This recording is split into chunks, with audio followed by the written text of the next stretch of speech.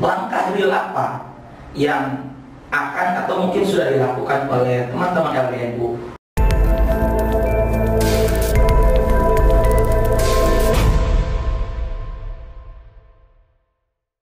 Assalamualaikum warahmatullahi wabarakatuh.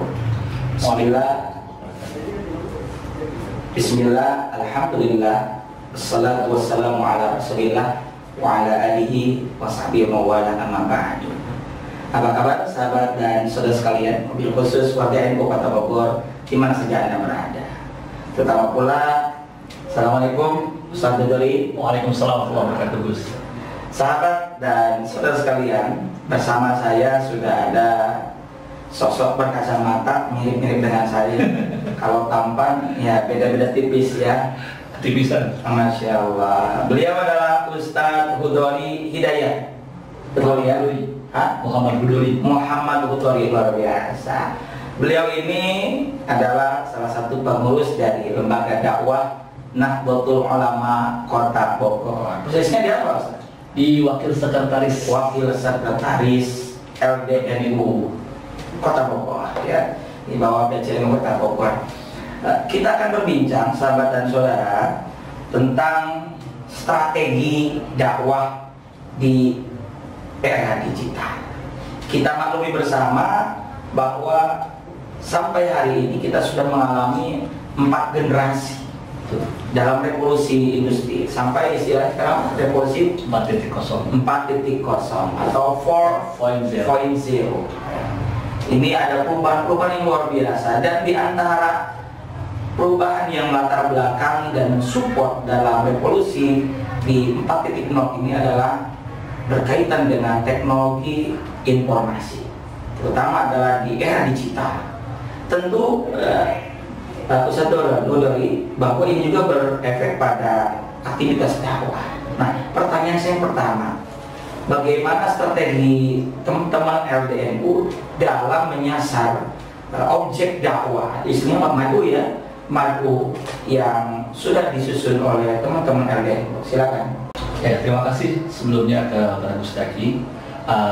Perkenalkan, saya Muhammad Hudori, perwakilan dari LDNU ataupun Lembaga Dakwah Nahdlatul Ulama. Mengenai dari pertanyaan yang memang disampaikan oleh Gus Daki, bagaimana sebetulnya objek dakwah yang disasar atau ditargetkan oleh LDNU saat ini di era digital. Karena memang sebetulnya kalau kita lihat bahwa LDNU ini tugasnya itu mendakwahkan kepada masyarakat luas, khususnya kita di LDNU Kota Bogor, masyarakat Kota Bogor, agar mereka tadi ya terajak dengan dakwah-dakwah Nahdliyah yang dimana mengajarkan tentang wasatiyah atau tentang kemudaratan.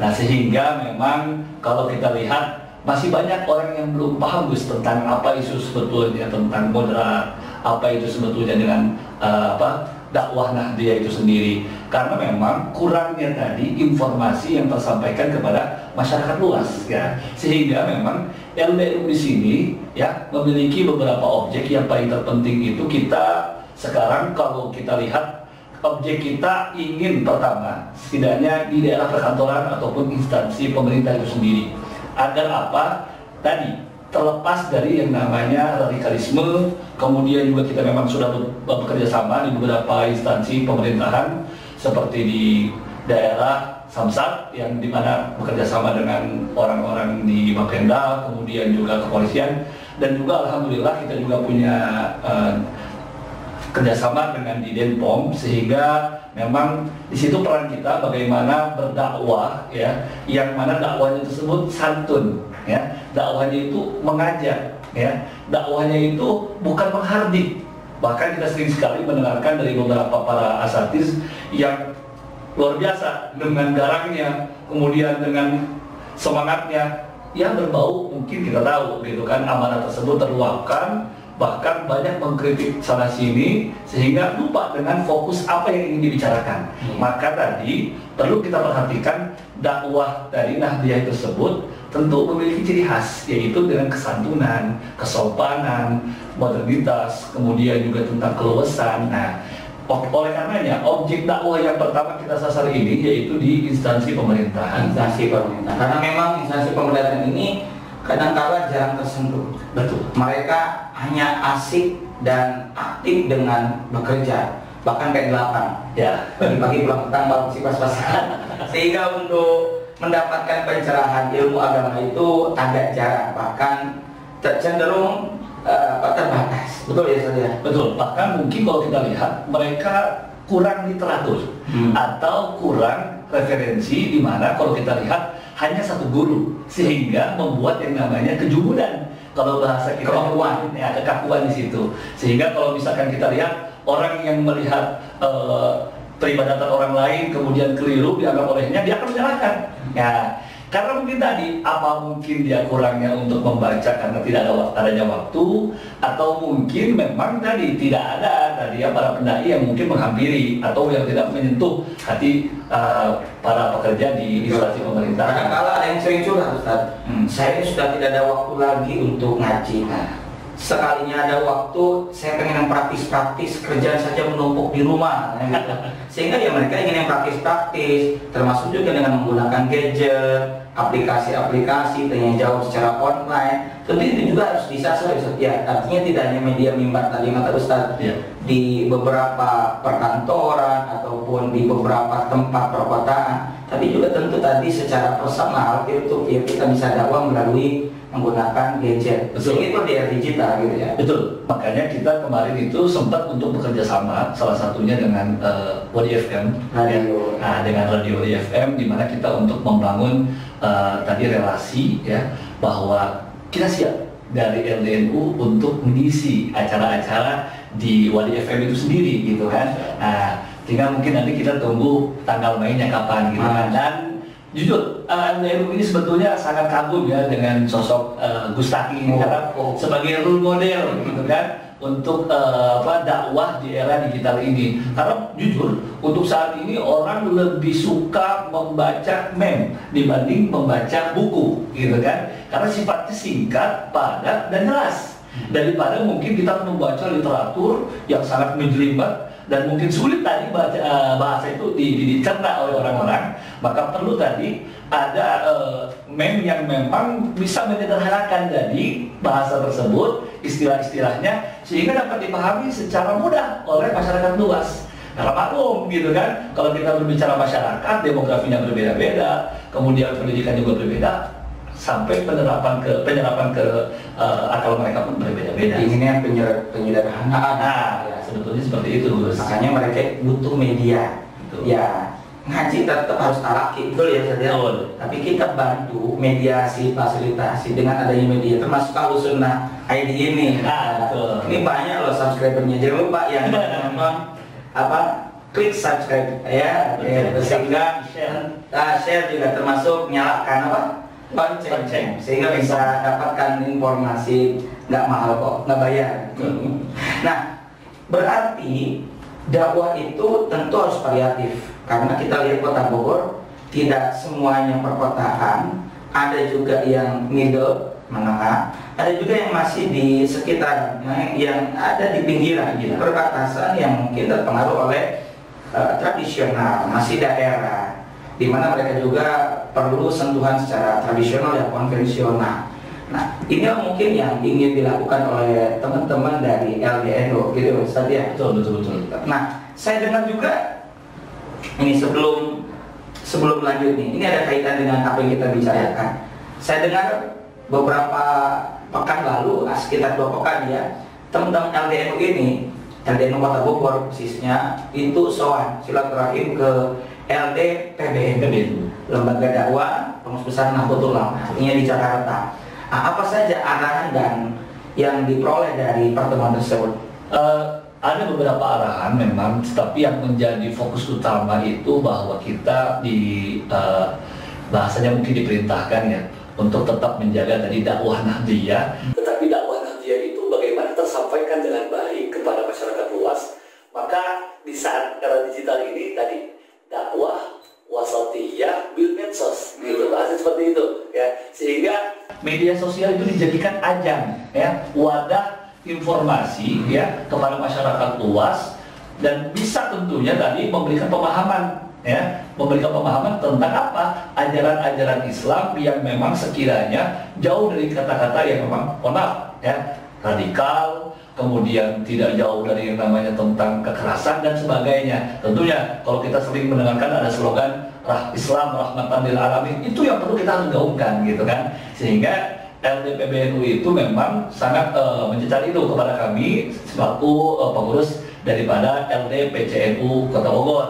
Nah, dan kebetulan juga beliau juga berpesan semoga ini bukan menjadi hal yang pertemuannya dan terakhir, tetapi mungkin ini menjadi pertemuan-pertemuan yang untuk selanjutnya bisa nanti mungkin kita mengundang orang-orang LDPBNU ke Kota Bogor untuk bersilaturahim, dan akhir pekan ini maksudnya ya, akhir pekan ini insya Allah akan diadakan MKMU di Bekasi tepatnya, dan yang menginisiasikan daripada tadi orang-orang LDPBNU itu sendiri.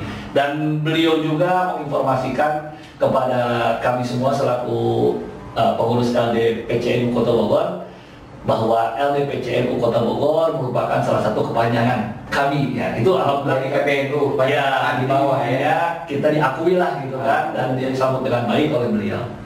Nah, berarti kalau kita kembali kepada nilai-nilai keislaman, bahkan Al-Quran juga di sana termaktub surah An-Nahl ya, ud'u ila sabili rabbika bil hikmah. Padahal itu dengan hikmah dasarnya ya, dengan nilai kebijaksanaan. Jadi tidak ada kata-kata kasar yang tadi kata Ustaz Godori, jangan menghardik tapi mendidik gitu kan, bukan memukul tapi merangkul, itu mungkin kira-kira seperti itu.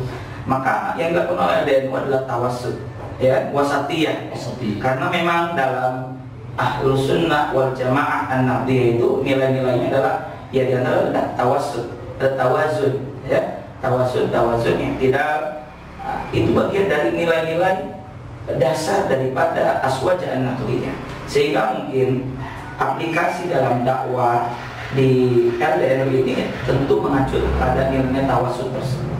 Sehingga jangan sampai justru kita ini banyak dikuasai oleh kelompok-kelompok tertentu mengatasnamakan agama, tapi sayang yang disampaikan ini justru tadi yang disebut memukul atau malah mengejek gitu ya. Padahal agama kita mengajarkan itu enggak?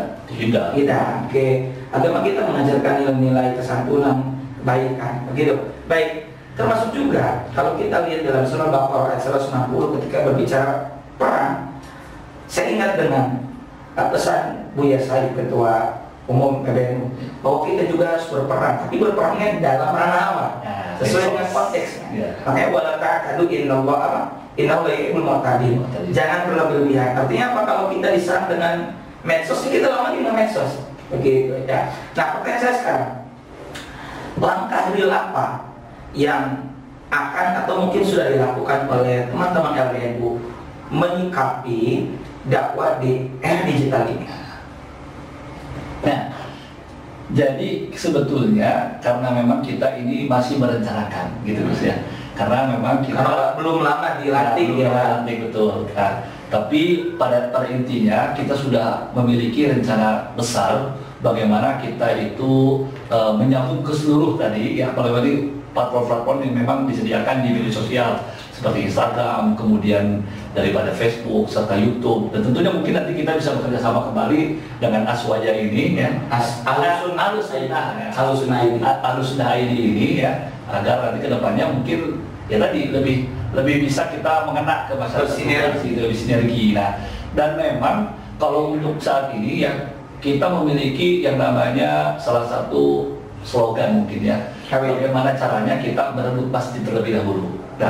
Merebut masjid terlebih dahulu, kemudian setelah itu bagaimana kita di era digital ini bisa dibantu dengan media sosial. Karena mau bagaimanapun kalau kita hanya mengandalkan di daerah yang memang sekiranya kita bisa capai, tetapi ada beberapa yang memang belum bisa kita capai. Nah, tentunya tadi perlu apa? Perlu media sosial, sehingga informasi-informasi serta tadi ajaran-ajaran yang lekat dengan Nahdlatul Ulama bisa tersampaikan lewat media sosial gitu kan. Karena kalau saya lihat ini sebagaimana yang disebut ya oleh salah satu tokoh di NU ya, Gus Nadir, beliau ini berbicara tentang penguatan dakwah ya di Nahdlatul Ulama.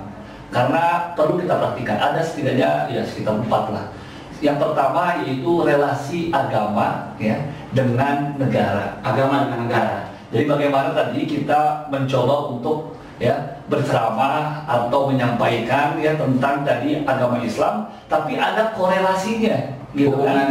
Ada hubungannya dengan negara. Apakah betul yang disampaikan oleh para tetangga kan, bahwa negara ini adalah negara togut karena tidak berlandaskan agama Islam kan? Betul seperti itu kan? Nah, padahal kalau kita lihat undang-undang di kita ini sebetulnya sudah sangat baik, sudah menyerap beberapa daripada syariat Islam. Zakat sudah ada, kemudian dari sudah ada undang-undangnya, perkawinan sudah ada, kan? Nah, itu artinya apa? Berarti bahwa negara ini sudah banyak menyerap syariat Islam, gitu kan? Mungkin yang betul hanya dalam ranah jinayah, gitu. Nah, itu yang pertama yang disampaikan oleh Gus Nadir tentang relasi Islam dengan negara, gitu kan? Nah, kemudian yang kedua, relasi Islam dengan non-Islam. Nah, bagaimana kita menjalin hubungan baik ya antara umat Muslim dengan non-Muslim. Nah, jangan sampai kita justru minder bahkan seperti orang yang baru melihat setan ketika kita melihat orang-orang non-Muslim. Baik itu dari segi peribadatan dan sebagainya. Nah, karena memang di Indonesia ini ya kita harus akui ada yang disebut dengan pluralitas kemajemukan. Ya, tidak hanya satu suku, tidak hanya satu bangsa, tidak satu agama, maksud kami tidak hanya satu ras tapi berbagai, gitu kan? Ada yang memang tadi kita lihat sukunya itu adalah suku Papua, di mana suku Dani, kemudian dan sebagainya, kemudian ada suku Sunda, gitu kan? Ada juga suku Jawa, agama pun bermacam-macam, ada yang beragama Islam, Konghucu, Buddha. Nah, itu yang kedua. Maka kita perlu tadi kaitkan tadi, gitu kan, antara bagaimana hubungan muamalah, gitu kan. Jangan sampai kita seolah-olah anti muamalah dengan orang-orang non-Muslim. Padahal kan hal yang tadi sifatnya muamalah itu kan boleh-boleh saja, gitu kan. Al-aslu fil muamalah, gitu kan, dibahas. Nah, selama memang tidak ada yang mengharapkannya, gitu kan. Itu yang kedua, Gus. Yang ketiga, yang kedua, yang sekarang yang tiga nih. Nah, yang ketiga itu ya mengenai bahwa relasi Islam dengan kebudayaan. Nah, ada tidak nih korelasinya antara agama kita dengan budaya? Karena saat ini ya kita melihat banyak orang-orang yang membid'ahkan, ya anti dengan budaya, nggak mau tuh. Ya budaya ini adalah budaya orang Hindu, budaya yang beragama kapitayan, budaya yang beragama Sunda militer. Seolah-olah nggak masuk gitu kan? Bahkan bukan budaya mereka pun dituduh oleh kelompok tertentu bahwa tahlilan disebut budaya orang lain, kan bukan ya? Betul, iya. Makanya dari itu kita perlu juga tadi membahas ini di masyarakat luas sehingga NU ada sebumi. Iya. Nah itu udah jelas tuh ada tempatnya ya, ada apa namanya tempatnya padahal di NU itu kan sebumi itu. Nah itu yang ketiga gitu kan. Nah, kemudian yang keempat tentang sosial ini penting Gus, ya karena kalau menurut saya bahwa ternyata Islam itu bukan hanya berkaitan dengan ibadah, sifat individual gitu kan, tetapi juga sosial. Kalau ibadah yang sifatnya individual, mohon maaf, sifatnya individual, mungkin dia akan mendapatkan kemanfaatan hanya seseorang, tetapi yang bersifatnya sosial, semua orang akan mendapatkan namanya kemanfaatan itu sendiri. Khairun nas atfa'ul nas, gitu kan. Maka perlu ditekankan tadi kita ini sebagai Muslim, bagaimana bermanfaat bagi orang lain. Jangan sampai kita sholat, zakat, puasa, tapi tidak pernah peduli dengan orang yang berada di sekitar kita. Nah itu bahaya. Maka tadi kalau Gus tadi mengatakan, menyampaikan itu, relasi Islam dengan sosial ini perlu saat ini kita gaungkan, karena dimana saat ini kita sedang diberikan musibah oleh Allah Subhanahu Wa Taala, pandemi ya, COVID-19. Bagaimana kita bisa saling bahu-membahu gitu kan? Karenanya dakwah juga kita harus menyentuh ke masyarakat bawah. Nah, sehingga kalau tadi kita boleh tangkap apa yang disampaikan oleh Kang Dori ini, kita dakwah secara sosial, ya bisa melalui media sosial, juga bisa melalui media mimbar, yang media konvensional. Ya, dan kalau kita tangkap tadi juga di era digital ini, tadi ada bicara meme, karena orang sekarang itu lebih senang menonton daripada membaca. Termasuk anak-anak kita senang menonton daripada membaca ataupun mendengar. Karena itu kita ada meme, ya. Padahal teman-teman, sahabat saudara sekalian, kita dengar quote kalam atau hikmah dari seorang ulama, di NU banyak sekali deh. Betul. Ada Gus Baha, ada Gus Mus, ya kan? Lalu ada Gus Nadir dan lain-lainnya. Teman-teman anak-anak muda khususnya yang senang grafis tanpa harus pegang laptop bisa juga menggunakan Canva, bisa menggunakan aplikasi-aplikasi tertentu. Jadi silakan. Ya, yang suka desain video, editing video, ada rekaman video, audionya Gus Baha, kita bikin video grafis. Itu menarik sekali. Jadi sebenarnya ini adalah kesempatan baik kita untuk berkreasi, dan kreasi itu manfaat untuk orang lain, dan itu menjadi dakwah. Nah, itu mungkin ya dakwah, strategi dakwah di era digital. Kamu Dori, 5 kata pesan untuk teman-teman kita dalam berdakwah, khusus dakwah anak dia. 1 kata apa? Nanti kita akan sambung-sambungkan. 1, aswaja. 2, sebarkan. 3, kebaikan. 4, masyarakat. 5, Islam. masyarakat. Jadi bagaimana kita ini bisa berdakwah aswaja anatiya, sehingga tadi kalau kata kamu Dori, kita menebarkan Islam yang sejuk, Islam yang ramah, bukan Islam yang marah-marah. Oke. Sukses selalu untuk LDNU, dan semoga bisa terus berkiprah, memberikan manfaat untuk masyarakat banyak. Saran kamu Dori mungkin bisa kasih saran juga buat teman-teman, apalagi para juru dakwah yang ingin bergabung dengan LDNU. Bagaimana? Mungkin yang ingin berdakwah khususnya tadi di lembaga kami di LDNU, ya mungkin nanti kita akan mencoba nanti lewat platform Instagram. Ada salah satu akun Instagram kita LDNU Kota Bogor. Bisa dilihat, ditengok, langsung aja di like, kemudian disebarkan. Bisa DM juga tuh kalau mau juga, betul gitu kan, karena memang ada teman kami yang memang mengelola akun tersebut. Jadi nanti bisa gabung join dengan kami di para pendai dakwah para LDNU. Siapa tahu ada orang yang baru pulang mondok, kemudian ingin berkiprah di NU dan punya kapasitas dalam dakwah, atau ingin belajar, bisa kan? Betul. Ya bisa, sehingga ini kalau ini anak muda bisa kita kader lebih baik, apalagi NU. Oke, terima kasih, jazakallah Saudari dan sahabat-sahabat sekalian yang telah menyimak acara atau program obrolan ini yang insya Allah sangat bermanfaat untuk kita semua. Dan terima kasih sekali lagi. Jangan lupa yang baru nonton Ahlus Sunnah ID di subscribe dan di loncengnya dibunyikan sehingga bisa mendapatkan notifikasi. Insya Allah kita akan bertemu lagi di lain kesempatan. Jazakumullah khairan jazaa. Allahumma fiq lakum min dzalik. Assalamualaikum warahmatullahi wabarakatuh.